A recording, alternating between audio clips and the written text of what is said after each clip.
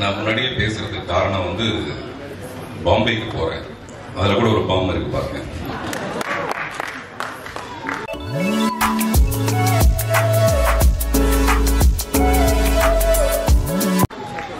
நான் இந்த நிகழ்ச்சிக்கு வருவனா இல்லையான்றது வந்து தயாரிப்பாளர்களுக்கு கொஞ்சம் சின்ன டவுட் இருந்தது. நான் வர வழியில என்னுடைய கார் வந்து பஞ்சர் ஆகி ஒரு ஆட்டோ பிடிச்சுதான் இங்க வந்து சேர்ந்தேன். அவ்வளவு முக்கியத்துவம் வந்து இந்த நிகழ்ச்சிக்கு. முதல்ல இந்த பாம்பு படத்தை பத்தி என்ன பேசுறது அப்படின்னு ரொம்ப நேரம் யோசிச்சேன். ட்ரைலர் பார்த்த உடனே இது எப்படி பேசுறது, என்ன பேசுனா அது சரியா இருக்கும், அல்ல என்ன பேசாம இருக்கணும், அது எவ்வளவு கூடகமா பேசுறது அப்படின்னு தெரியல. அதனால வாயு பகவானை வணங்கிவிட்டு என்னுடைய பேச்சை துவங்குகிறேன். முதல்ல இந்த பாம்பு ஒரு டைட்டிலோட நான் நினைச்சேன் இந்த பாம்பு கலாச்சாரம் சம்பந்தப்பட்டது போல இருக்கு அப்படின்னா. நான் கூட ஹவுஸ்ஃபுல் ஒரு படம் பண்ணியிருக்கேன்.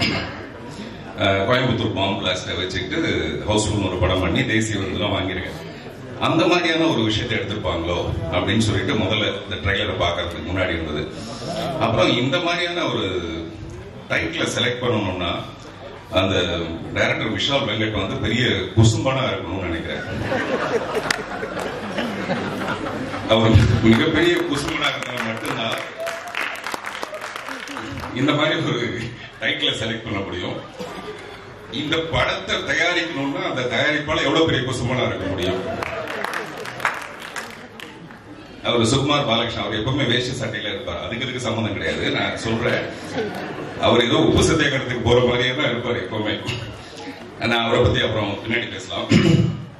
இது நிறைய பின்னாடி பேசலாம்னே வர வேண்டியது இருக்கு. எல்லா டைரக்டரும் இந்த முதல் படம் வந்து மூக்கு மேல விரல் வைக்கிற மாதிரி அந்த டைரக்டர் பண்ணணும்ன்ற மாதிரி சொல்லுவாங்க. இந்த டைரக்டர் அந்த மாதிரியே ஒரு டைட்டில் வச்சிருக்காரு. ஆக்சுவலா நான் ஒரு இங்கிலீஷ் படம் ஹிஸ்டரி ஆஃப் த வேர்ல்ட்னு ஒரு படம், அந்த படத்துல கிங் ஆஃப் குசும்பன் ஒருத்தர் இருப்பான். அதை பார்த்தேன் முதல்ல வந்து ஒரு இங்கிலீஷ் படத்துல குசும்பன் வந்து நான் அதில் தான் பார்த்தேன். அந்த கிங் வந்து எப்பவுமே அப்படிதான் இருப்பாரு.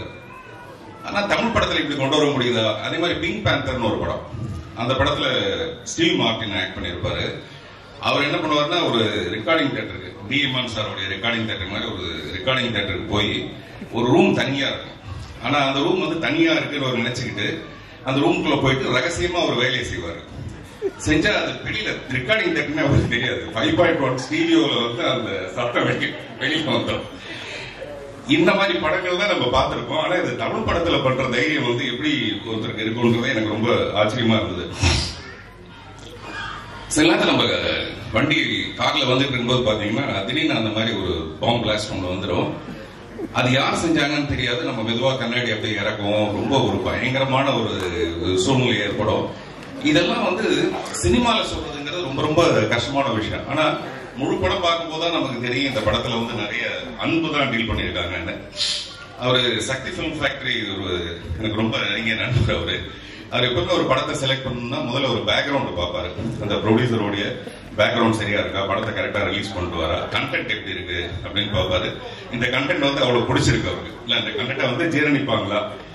இது வந்து ஜீரணத்துக்கும் அஜீரணத்துக்கும் நடுவில் நடக்கிற ஒரு பிரச்சனை இந்த டைட்டில். மிஸ்டர் டி இமான், கிங்ஸ்ல அவரோட ஒர்க் பண்ணதுக்கு அப்புறமேல மறுபடியும் வேற ஒரு மியூசிக் டைரக்டரோட ஒர்க் பண்ண முடியுமாங்கிறதே எனக்கு ஒரு சந்தேகம் ஆயிடுச்சு. அந்த அளவுக்கு ஒரு டார்லிங் தான் ஒரு டி இமான். இங்க பேசும்போது சொன்னாங்க A centre, B centre, C centre வரைக்கும் அவர் கவர் பண்ணுவாருன்னு. எனக்கு தெரிஞ்ச அவர் டி சென்டர் வரைக்கும் கவர் பண்ணுவார். அதனாலதான் அவர் பேரு டி இமான் வச்சாங்க. தேவர் மகன் படத்துல அந்த இஞ்சி இடுபழக சாங்ல பாட சொல்லும் போது ஏன் நீ பாட மாட்டேங்கிற, இல்லைங்க வெறும் காத்து தான் வருது அப்படின்னு அவங்க சொல்லுவாங்க. அந்த மாதிரி ஒரு சிச்சுவேஷன் இந்த படத்துல இருக்குமோ, அதுக்கு ஒரு பாட்டு போட்டிருப்பீங்களோ அப்படின்னு நினைச்சேன். காத்து வாக்குல 2 காதல்னு ஒரு படம் வந்தது சமீபத்தில். அந்த மாதிரி இந்த படத்துல எத்தனை காதல்னு எனக்கு தெரியல, அனைவரும் ஒரு காதல தான் இருக்கும். ப்ரொடியூசரை பத்தி சொல்லணும்னா அவர் மிஸ்டர் சுகுமார் பாலகிருஷ்ணன் வந்து அவர் தான் ப்ரொடியூசர் பேர் போட்டிருக்காரு. அது முழுக்க முழுக்க போய் இந்த படத்தோட ப்ரொடியூசர் வந்து சதா சுகுமாரன். நான் ஏதோ பேரை தப்பா சொல்றேன் நினைச்சுக்காதீங்க, கரெக்டா தான் சொல்லுவேன் நானு. ஆமா, ஏன்னா அவரு மிஸ்டர் சுகுமார் வந்து என்கிட்ட பேசும்போது சதா அவங்க பேரை பத்தி தான் சொல்லிட்டு இருப்பாரு. அதனால அது சுதா கிடையாது, சதா சுகுமார்.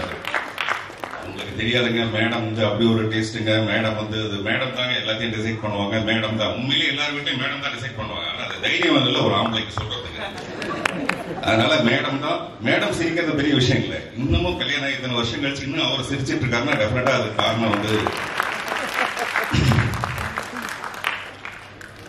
இந்த படத்தில் நடிச்ச ஒரு மிஸ்டர் காளி வெங்கட், நிறைய பேர் எல்லாருமே வந்து ரொம்ப கஷ்டப்பட்டு ஒரு நிலைக்கு வந்திருக்காங்க. அந்த நிலைக்கு காரணமா அவர் விஷால் வெங்கட்டுக்கு வந்து பாராட்டுகள். இதுல நிறைய பேருக்கு வந்து முக்கியமான பாத்திரங்கள் கொடுத்ததுக்கு மிஸ்டர் அர்ஜுன் தாஸ் வந்து எனக்கு தெரிஞ்சு நான் கமல் சாரை ரொம்ப ரசிச்சிருக்கேன். சின்ன வயசுல இருந்து நான் வந்து சினிமாவுக்கு வரதுக்கான இன்ஸ்பிரேஷன் வந்து கமல் சார் தான். நிறைய மேடையில சொல்லியிருப்பேன். சமீப காலமா இப்ப வந்து இருக்க நடிகர்கள்லயே என்ன ரொம்ப இன்ஸ்பயர் பண்றது வந்து Arjun Das. Very promising actor. Promising ஆக்டர்னா அவர் ரொம்ப சிறப்பான ஒரு நிலைக்கு வருவாருன்றது வேற. இன்னொரு விஷயம் பாத்தீங்கன்னா மாப்பிள்ள மாதிரி வந்திருக்காரு. நிறைய பொண்ணுக்கு அவர் ப்ராமிஸ் பண்ணிருப்பாரு. நான் உன்னை கல்யாணம் பண்ணிக்கிறேன், நான் உன்னை கல்யாணம் பண்ணிக்கிறேன், நான் உன்னை கல்யாணம் பண்ணிக்கிறேன், நிறைய பேருக்கு ப்ராமிஸ் பண்ணிருப்பாரு. அதனால அவர் ஒரு ப்ராமிசிங் ஆக்டர்னு சொல்லலாம். சார் சும்மா கூச்சப்படுற மாதிரி நடிக்காதீங்க சார். நமக்கு தெரியல, அதெல்லாம் கிராஸ் பண்ணி தான் வந்திருப்போம். நீங்க குட் பை டாக்லி பாத்தீங்கன்னா எல்லாரும் வந்து அஜித் சாரை ரசிச்சிட்டு இருக்கும்போது நான் நினைக்கிறேன் அஜித் சார் படம் பார்க்கும்போது அர்ஜுன் தாஸ் ரசிச்சிருப்பாரு. ஏன்னா அப்படி ஒரு காம்படிஷன், அப்படி ஒரு பியூட்டிஃபுல்லா பண்ணிருந்தாரு அந்த படத்துல. நான் பொதுவா கதை எழுதுனேன்னா வந்து ஹீரோயினை மட்டும்தான் கவனத்துல வச்சுக்குவேன். இந்த ஹீரோயினுக்கு இப்படி ஒரு சீன் பண்ணலாமா அப்படின்ட்டு. பட் என்னுடைய கெட்ட நேரம் பாருங்க, அர்ஜுன் தாஸை வச்சு நான் வந்து ஒரு படம் பண்ணலாமா அப்படின்னு. கெட்ட நேரம் நான் சொல்றது சந்தோஷத்துல சொல்றேன். ஹீரோயின் எல்லாம் மறந்துட்டு ஒரு ஹீரோவை சென்டர் பண்ணி அர்ஜுன் தாஸை சென்டர் பண்ணி ஒரு படம் பண்ணலாமா. அர்ஜுன் தாஸ் நான் சொன்னேன் அதுக்கான வாய்ப்பு. இப்பவே அவர் சொல்றாரு ஜூன் வரைக்கும் டேட் இல்லைங்கிறாரு. இந்த படம் வந்ததுன்னா 27 ஜூன் வரைக்கும் டேட் இல்லைன்னு சொல்றாரு. சில நேரத்தில் தோத்து போனா கூட பரவாயில்ல, நம்ம ஆசைப்படுறதுல ஒன்றும் பெரிய தப்பு இல்லை. அதனால நான் கதை சொல்றேன். சிவாத்மிகா வந்து நான் சின்ன பையனால பார்த்திருக்கேன். இல்ல அவங்க ரொம்ப சின்ன பொண்ணா இருக்கும் போதுல இருந்து பார்த்திருக்கேன். இந்த ஷாக் இருக்கு இல்லையா, அந்த ஷாக்கா தான் நான் அப்படி சொன்னேன். நான் ரொம்ப ஆசைப்பட்டேன் அவங்க டெஃபினட்டா ரொம்ப சிறப்பான ஒரு நிலைமைக்கு வருவாங்க. அது இந்த படத்துக்கு அப்புறமேல வரும்போது சந்தோஷமா இருக்கும். அதே மாதிரி பொதுவாக ஒரு படம் வந்ததுக்கு அப்புறமேல இந்த படத்தோட வெற்றியை பத்தி எல்லாரும் குசு குசுன்னு பேசுவாங்கன்னு நினைக்கிறேன். இந்த படம் நல்லா இருக்கு, டெஃபினட்டா பாருங்க அப்படின்னு காதோட காது வச்சு குசு குசுன்னு பேசுவாங்கன்னு நான் நினைக்கிறேன். அதே மாதிரி சில படங்களை வந்து நம்ம அப்புறம் பாத்துக்கலாம்னு விடுவோம்ல, அந்த மாதிரி இந்த படத்தை பின்னால பாத்துக்கலாம்னு விட்டுற வேண்டாம் யாரோ. இந்த படம் உடனே வெற்றி அடைஞ்சதுன்னா, இப்ப கூட ஒரு சக்தி சார் சொன்னாரு ஒரு பெரிய சேனல் ஒண்ணு தொடங்க போறாங்க. அதுல கூட பாத்தீங்கன்னா பெண்களுக்கு தான் முக்கியத்துவம். முதல்ல சொன்னேன் இல்லைங்களா, அதே சதா கதை தான் அது. அதனால பெண்களுக்கு தான் அதுல முக்கியத்துவம். இந்த ப்ரொடியூசர் வந்து நிறைய படம் பண்ணுவாங்க. அதுக்காகவாது டெஃபினட்டா இந்த படம் வெற்றி அடையணும்.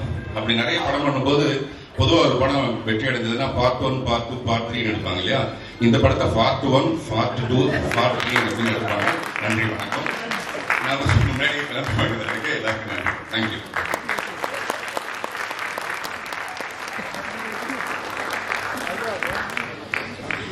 Thank you so much Parthiban sir அவர்கள். பிகாஸ் ரொம்ப அழகா பேசுனீங்க. நீங்க பேசுனது வந்துட்டு எல்லாரும் அவ்வளவு அழகா ரசிச்சாங்க, அவ்வளவு நல்லா சிரிச்சாங்க.